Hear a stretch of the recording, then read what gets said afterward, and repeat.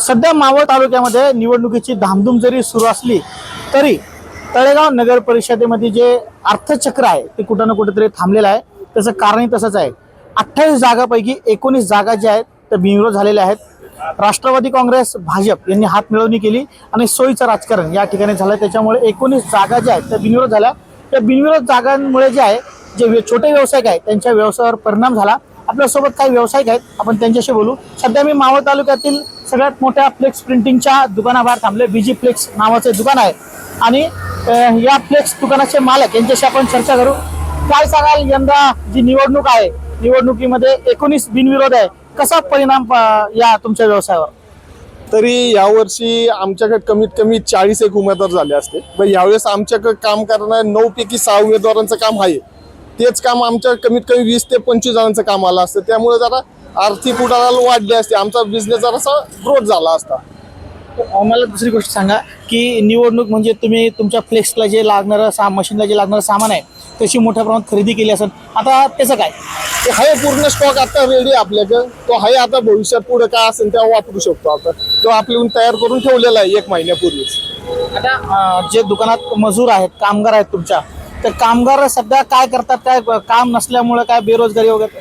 नाही, बेरोजगार तर नाही, काम आहे। बरं, जे निवडणुकीचं काम आहे ते निवडणुकीचं काम पूर्ण म्हणजे 100% फक्त 20%च काम राहिलेलं आहे।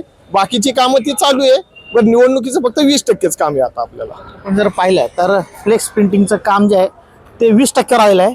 मांडववाले आपल्यासोबत, काय सांगाल? नमस्कार। मांडव, जे आपण मांडवचं काम करता इलेक्शनला जे खुर्च्या असतील, टेबल असतील किंवा इतर साहित्य आपण पुरवता, यंदाची काय परिस्थिती आहे? बिनविरोध झाल्यामुळं तळेगावातले भरपूर मांडववाले आहेत, त्यांना काही कामं कमी झाल्यामुळं परिणाम झालेला आहे बिनविरोध झाल्यामुळं।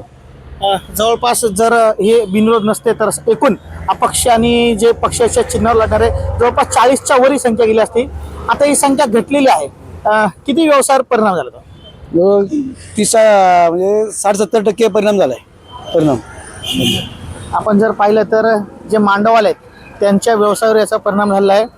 दादा, तुमचा काय व्यवसाय आहे आणि तुम्ही जे आहेत तुमच्या व्यवसायावर कसा परिणाम झाला?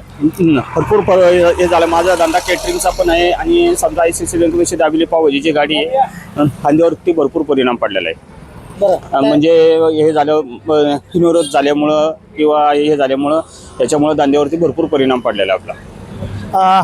जर आता निवडणूक म्हणली तर लोक चहाच्या हातगाडीवर येतात, चर्चा करतात आणि धंदा वाढतो, तर यंदा तशी काय परिस्थिती? म्हणजे समजा ज्या पद्धतीने पाहिजे रिस्पॉन्स आहे अशा पद्धतीने काहीच नाहीये। व्यवसाय कसा परिणाम? नाही, भरपूर झालाय। आपण जर पाहिलं तर सगळ्यांची जी परिस्थिती आहे ती सारखीच आहे। व्यवसायावर मोठा परिणाम झालाय। सर्वसामान्य नागरिक म्हणून आपण या निवडणुकीकडे कशा प्रकारे बघता? त्या बिनविरोध झाल्यामुळे सगळ्यांची नुकसान झालेली आहे। मूलभूत हक्क काढून घेतला गेलेला आहे त्यांचा, बिनविरोध इलेक्शन केलंय म्हणून। तेव्हा बाकी आर्थिक गणित थंडावलं गेलेलं आहे। एकूणच आपण जर पाहिलं तर तळेगाव शहराचं जे अर्थचक्र आहे ते या बिनविरोध निवडणुकीमुळे जे आहे ते पूर्णपणे थांबलेलं आहे।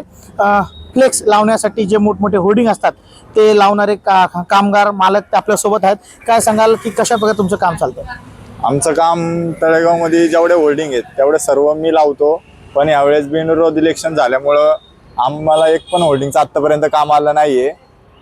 ते बिनविरोधचा परिणाम झाला आमच्या बिझनेसवर खूप सारा। आणि आपण या सर्व व्यावसायिकडे जर आपण पाहिलं तर सगळ्यांनाच या बिनविरोध निवडणुकीचा फटका बसल्याचा आपल्याला पाहायला मिळत आहे। व्हिडिओ जर्नलिस्ट इम्रानचा न्यूज 18 लोकमतसाठी अनिश शेख, मावळ।